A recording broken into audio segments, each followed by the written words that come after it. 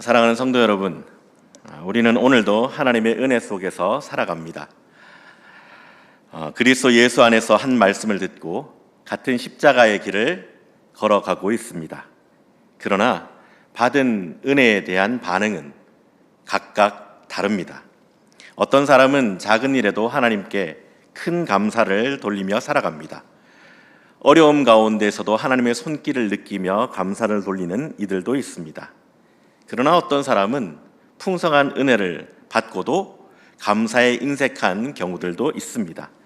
은혜를 당연히 여기고 또 받은 것보다 받지 못한 것을 먼저 바라보기도 합니다. 오늘 본문을 보면서 우리도 이러한 상황 속에서 자유롭지 못하다라는 것을 발견하게 됩니다. 왜 이런 차이가 생기게 되는 것일까요? 본문 안에 보면 10사람이 제사장에게 가는 그 길에 똑같이 나음을 입었습니다. 10사람 모두 예수님께서 긍휼을 베푸셨고 그들은 나음을 입었습니다. 같은 말씀을 하셨고 그들은 주님의 그 말씀에 같이 반응을 했습니다. 그렇게 가다가 깨끗함을 입었습니다. 그런데 돌아온 사람은, 그리고 하나님께 영광을 돌리고 주님께 감사를 드렸던 사람은 단 한 사람이었습니다. 예수님도 의아해 여기면서 물으셨죠. 10사람이 다 깨끗함을 받지 아니하였느냐? 그 9은 어디 있느냐? 오늘 본문은 단순히 감사하지 않는 9사람을 책망하거나 돌아와서 감사한 한 사람을 높이기 위한 말씀이 아닙니다. 왜 한 사람만 돌아왔을까? 누가는 그 질문을 우리에게 던지고 있습니다. 그리고 오늘 우리의 삶에도 같은 질문을 던지고 있습니다. 같은 은혜를 받고도 왜 어떤 사람은 하나님께 돌아와 감사를 돌리고 어떤 사람은 돌아와 감사를 드리지 않는가? 오늘 말씀을 통해서 그 이유를 살펴보고 또 그 이유를 통해서 우리의 삶의 유익으로 삼기를 바랍니다. 오늘 사건은 예수님의 공생의 마지막 시기에 일어났던 사건이었습니다. 누가는 예수님께서 예루살렘으로 가시는 길이라고 기록하고 있습니다. 이 길은 단순한 여행길이 아니라 바로 십자가를 향한 길이었습니다.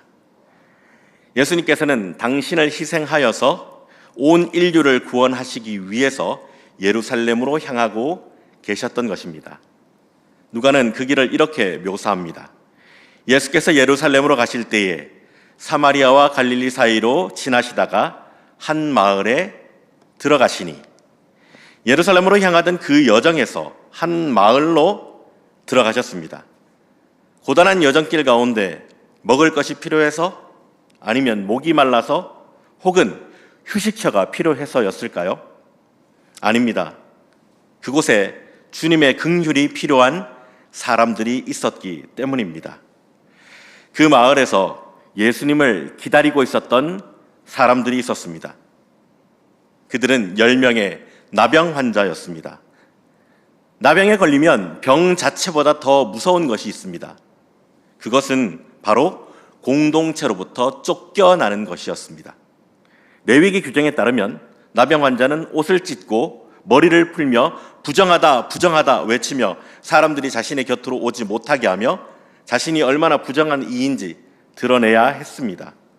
가족들도 함께 살 수 없고 마을 안으로 들어갈 수도 없고 하나님께 제사 또는 예배를 드릴 수도 없습니다. 함께 식사할 수도 없습니다. 그들은 살아있지만 죽은 사람들처럼 그렇게 살아야 하는 사람들이었습니다. 그들의 가장 큰 소원이 무엇일까요? 나병으로부터 깨끗함을 입어서 다시 사람답게 사는 것, 다시 가족을 만나는 것, 다시 자녀를 안아보는 것, 친구들과 함께 만나 식사를 하는 것, 공동체의 일원으로 하나님께 예배 드리는 것, 그러한 일상을 회복하는 것이 그들에게 있어서는 가장 간절한 소망이었을 것입니다. 그런 그들에게 매우 흥미로운 부분이 있습니다. 바로 나병 환자들이 유대인으로만 구성이 된 것이 아니라 그 안에 이방인이라고 불리는 사마리아인도 포함이 되어 있다라는 사실입니다. 평소라면 절대로 같이 있을 사람들이 아닙니다. 유대인들은 사마리아인들을 부정한 사람들이라 여겼고, 사마리아인 역시 유대인들에 대한 깊은 적대감을 가지고 있었습니다. 그런데 나병이라는 공동체로부터 버림을 받았다라는 그들의 비참한 현실은 이 모든 장벽을 무너뜨렸던 것입니다. 같은 고통 속에서 그들은 모두 예수님의 긍휼이 필요했던 사람들이었습니다. 그래서 그들은 멀리 서서 이렇게 외칩니다. 예수 선생님이여, 우리를 불쌍히 여기소서. 이 외침은 우리를 다시 사람답게 살게 해 주십시오라는 그러한 절규였습니다.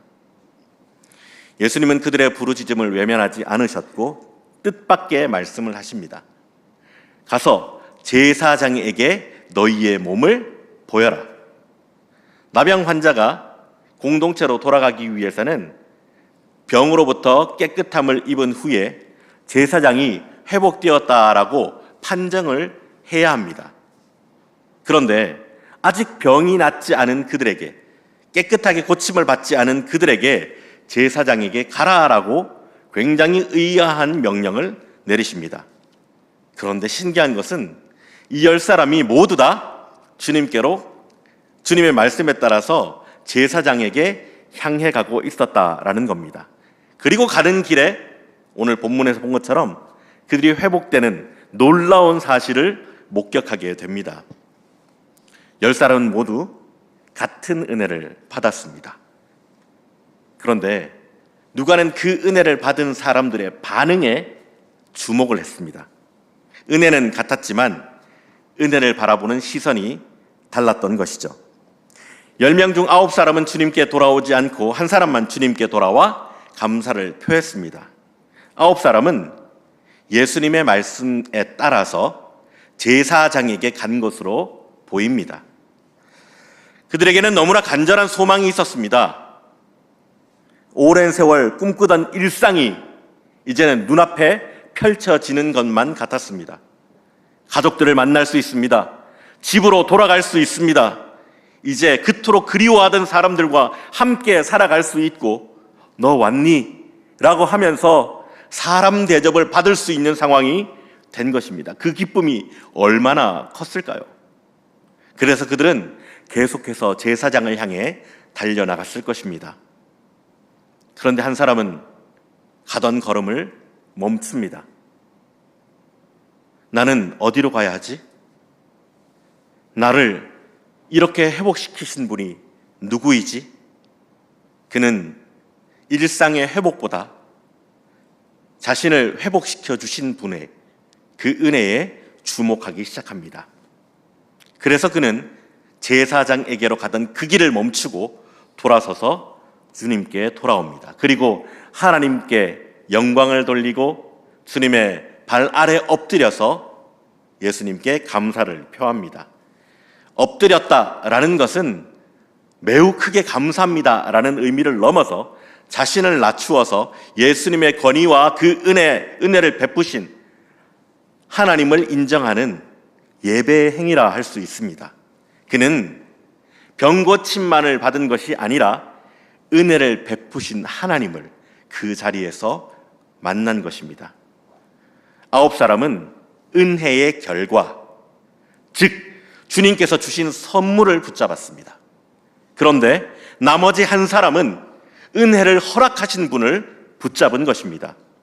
9사람은 회복된 일상을 향해 달려나갔습니다. 한 사람은 자신을 회복시켜 주신 주님께 먼저 돌아온 것입니다. 바로 이 은혜를 바라보는 시선의 차이가 9사람과 나머지 한 사람을 가른 것입니다. 우리의 삶 역시 마찬가지입니다. 우리는 하나님 앞에 건강을 구하고 병고침을 구하고 가정의 평안을 구하고 자녀들을 위해서 기도하며 사업의 번창을 위해서 기도합니다. 그리고 하나님께서 응답하실 때 하나님 이렇게 응답하여 주셔서 감사합니다 라고 하면서 그 선물들을 붙들고 기쁨에 겨워합니다. 이런 상황 가운데 우리는 하나님께서 주신 선물에 시선을 빼앗기고 살아가고 있습니까? 아니면 그것을 허락하신 하나님을 바라보고 있습니까? 본문은 그렇게 우리에게 질문하고 있는 것입니다. 당신은 하나님이 주시는 선물을 사랑하는 사람입니까? 아니면 당신은 은혜를 베푸시는 하나님을 사랑하는 사람입니까? 그 질문 앞에서 우리는 우리의 신앙을, 우리의 삶의 태도를 다시 돌아보아야 합니다. 어떤 사람이 주님께 돌아옵니까? 본문은 자연스럽게 은혜의 크기를 아는 사람이다 라는 것으로 시선을 옮깁니다. 그리고 자연스럽게 이렇게 질문하게 되겠죠. 10사람 가운데 왜 사마리아인만 돌아왔을까? 누가는 이 사실을 강조합니다. 그는 사마리아 사람이라. 그리고 예수님도 이렇게 말씀하셨죠. 이 이방인 외에는 하나님께 영광을 돌린 자가 없느냐. 이방인이라는 표현은 단순히 국적을 말하는 것이 아니라 유대인들의 눈에는 그들이 하나님의 백성으로 인정받지 못하는 자, 하나님께 버림받은 자라는 의미였습니다. 게다가 그는 사마리아인이었고 유대인들로부터 그들은 외면당하는 사람들이었을 뿐만 아니라 사마리아인 내에서도 자신의 이웃과 함께 할 수 없는 낮은 자 중에 낮은 자였습니다. 그는 2번 버림받은 사람이었던 것이죠. 손을 잡을 수 있는 사람이 없습니다. 집으로 돌아가 따뜻하게 안을 수 있는 사람이 없습니다. 누구도 가까이 하고 싶지 않은 사람이었습니다. 세상은 그를 사람 취급하지 않았습니다. 그런데 예수님은 그를 보셨습니다. 그의 부르짖음을 들으셨습니다. 그래서 말씀하십니다. 가서 제사장들에게 너희 몸을 보이라. 그는 나병을 앓은 이후로 그런 온기를 경험해 본 적이 없습니다. 그 순간 깨닫습니다. 예수라는 선생님은 나 같은 사람도 외면하지 않으시는구나. 나 같은 사람도 불쌍히 여기시는구나. 은혜가 은혜로 여겨지는 때는 받을 자격이 없는 내가 그 은혜를 받았다라는 사실을 깨달을 때입니다. 아무리 이것을 많이 말한다고 하더라도 이것을 깨닫지 못하면 우리는 받고 있는 은혜가 은혜로 여겨지지 않게 됩니다. 10명의 사람들은 같은 은혜를 경험했지만 그 사마리아인에게 있어서 그것은 단순한 병치료의 은혜가 아니었습니다. 사람으로 다시 살아갈 수 있도록 하나님께서 자신을 찾아오신 사건이었습니다. 그래서 그는 발걸음을 돌릴 수밖에 없었습니다. 누가는 우리에게 이미 같은 이야기를 들려준 적이 있습니다. 누가복음 7장에는 예수님께서 바리새인 시몬의 집에 초대를 받는 이야기가 등장합니다. 그때 한 여인이 들어오죠. 성경은 그녀를 죄 지은 여자라고 소개합니다. 동네 사람들이 다 손가락질하던 그런 여인이었습니다. 아마 그 여인도 이 나병 환자처럼 평생을 사람들의 차가운 시선을 견디며 살아왔던 여인이었을 것입니다. 그런 여인이 예수님 앞에 나옵니다. 그의 발치에서 눈물을 흘립니다. 눈물로 예수님의 발을 적십니다. 그리고 머리털로 그 발을 닦았습니다. 그 발에 입을 맞추고 향유를 붓습니다. 그 모습을 본 바리새인 시몬은 속으로 생각합니다. 예수님이 선지자라면 저 여자가 어떤 사람인지 아실 텐데, 시몬과 예수님의 차이라면 시몬은 그 순간 죄인인 여인을 보았다라는 것이고 예수님은 그 여인의 믿음을 보셨다라는 것입니다. 그때 예수님께서 한 비유를 들려주시죠. 어떤 사람에게 빚진 2사람이 있었습니다. 한 사람은 500데나리온을 빚졌고 나머지 한 사람은 50데나리온을 비쳤습니다. 주인은 이 두 사람 모두 탕감해 주었습니다. 그리고 이렇게 물으셨습니다. 누가 더 사랑하겠습니까? 시몬은 당연한 듯이 대답하죠. 더 많이 탕감받은 자입니다. 예수님 말씀하십니다. 그의 많은 죄가 사하여졌도다. 이는 그의 사랑이 많음이라. 이 말씀은 죄가 깊을수록 더 사랑하게 되니 더 많은 죄를 지어라 라는 의미가 아닙니다. 죄의 깊이를 알기에 그 탕감이, 그 용서가 얼마나 큰 것인지 아는 것이며, 그래서 자신에게 주신 그 은혜가 얼마나 큰지 알고 사랑으로 반응한다라는 의미입니다. 죄 많은 여인과 오늘 예수님께 돌아온 이 사마리아인에게는 공통점이 있습니다. 둘 다 사람들에게 환영받지 못하던 사람들이었습니다. 그들은 부정한 사람이었고 일상을 잃어버린 사람들이었습니다. 둘 다 그만한 은혜를 받을 만한 자격이 있는 사람들이 아니었습니다. 그런데 이 두 사람은 공통적으로 예수님의 발 아래 엎드립니다. 누가는 왜 이런 장면을 반복적으로 기록을 할까요? 우리에게 한 가지 사실을 전하고 싶기 때문입니다. 은혜의 크기를 아는 사람은 반드시 예수님의 발 아래 엎드리게 된다라는 것입니다. 하나님의 법을 잘 지키고 있다라고 생각하며 살아가는 바리새인 시몬은 예수님께 발 씻을 물을 드리지 않았습니다. 입맞춤 하지 않았습니다. 기름 붓지 않았습니다. 왜일까요?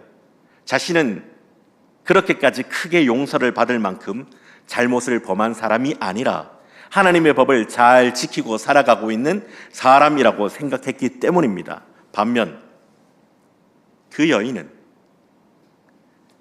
나는 도저히 용서받을 수 없는 사람인데 주님은 나를 받아주셨다. 이 사마리아인은 사람 취급당하지 못하는 나를 한 생명으로, 한 사람으로 받아주셨다. 그래서 그 여인은 눈물을 멈출 수 없었고, 그래서 이 사마리아인은 자신의 일상을 회복하기 위해서 제사장에게 자신의 몸을 보이는 것보다 주님께 돌아오는 것이 더 먼저였습니다. 신앙은 얼마나 많은 은혜를 받고 있느냐로 결정되는 것이 아닙니다. 내가 받은 은혜를 얼마나 큰 은혜로 여기고 살아가느냐, 이것이 우리의 신앙생활을 결정합니다. 우리는 같은 말씀을 듣고 같은 성찬에 참여하고 같은 십자가의 은혜를 고백하며 살아갑니다.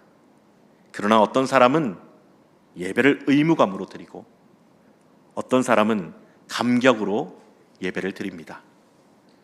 차이는 환경에 있지 않습니다. 은혜를 바라보는 시선에 있습니다. 자신이 얼마나 큰 죄인인지 그것을 아는 사람만이 십자가의 사랑을 크게 느낄 수 있습니다. 얼마나 큰 긍휼을 입고 있는 사람인지 아는 사람이 하나님께 크게 감사할 수 있는 것이죠. 더 큰 복을 받기 위해 감사하는 것이 아니라 이미 내가 하나님께 얼마나 많은 은혜를, 얼마나 큰 은혜를 받고 있는지 알기 때문에 우리는 하나님께 감사할 수밖에 없는 것입니다. 그래서 예수님은 죄 많은 여인에게도 사마리아인에게도 공통적으로 구원을 선언하셨습니다. 그들은 단지 병이 나은 사람, 죄를 용서받은 사람이 아니라 은혜를 베푸신 예수님께 돌아온 사람들이기 때문입니다.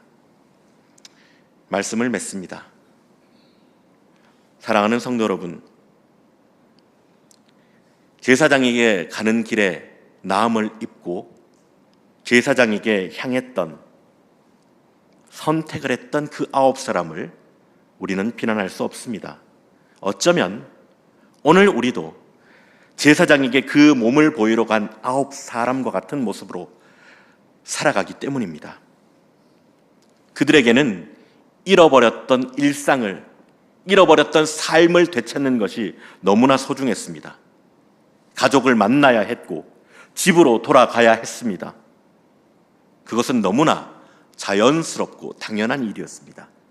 그러나 사마리아인은, 그들은 이방인 취급하며 사람 대우하지 않았던 그는 먼저 보아야 할 것이 있다라는 것을 알았습니다. 이 은혜를 내게 베푸신 이가 누구인가? 그래서 그는 회복된 삶, 그게 펼쳐질 장밋빛 인생을 보기 이전에 그를 회복시켜 주신 주님을 먼저 보았던 것입니다. 그래서 발걸음을 돌렸습니다. 예수님께 돌아왔고 예수님의 발치에 엎드려 감사를 드렸습니다. 그는 자신이 얼마나 자격이 없는 사람인지 잘 알고 있었습니다. 유대인들에게는 사마리아인이라는 이유로 버림을 받았고 사마리아인들 사이에서도 나병 환자라는 이유로 격리되었던 사람입니다. 그런 자신을 예수님은 따뜻하게 바라봐 주셨습니다. 자신의 이야기를 들어주셨습니다. 그리고 그를 긍휼히 여기시고 안아주셨습니다. 그 사실이 그의 마음을 움직인 것입니다. 은혜의 크기를 아는 사람은 선물보다 선물을 주신 이를 바라봅니다. 자격이 없던 나를 찾아오시는 그러한 하나님을 바라볼 때 우리는 비로소 하나님의 은혜로 여기며 살아갈 수 있습니다. 같은 은혜를 받고 살아가고 있지만 우리는 그 은혜가 서로 크기가 다르다라고 느끼며 살아갑니다. 은혜의 크기가 다른 것이 아니라 은혜를 바라보는 시각이 다르기 때문입니다. 오늘 우리도 하나님께서 주시는 선물, 하나님께서 주실 복만을 구하는 사람이 아니라 그 복의 근원이 되시는 하나님을 더욱 사랑하는 성도님들이 되시기를 바랍니다. 사마리아인처럼 자격이 없는 나를 찾아오신 하나님의 은혜를 기억하며 언제나 주님의 발 앞에 먼저 돌아오는 저와 여러분이 되기를 소망합니다.